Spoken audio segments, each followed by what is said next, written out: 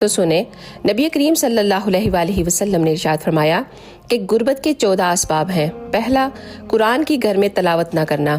Number 2، کوئی اگر مہمان آپ کے گھر میں آ جائے تو منہ بنا لینا۔ نمبر 3، اپنی اولاد کو گالی دینا۔ نمبر 4، گھر میں سے مکڑی کے جالوں کو نہ اتارنا۔ نمبر 5، برتنوں کو گندا رہنے دینا۔ نمبر 6، گھر کو صاف نہ رکھنا۔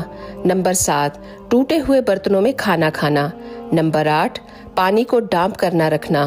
نمبر 9، برے خیالات سوچتے رہنا۔ نمبر 10، اندھیرے میں کھانا کھانا۔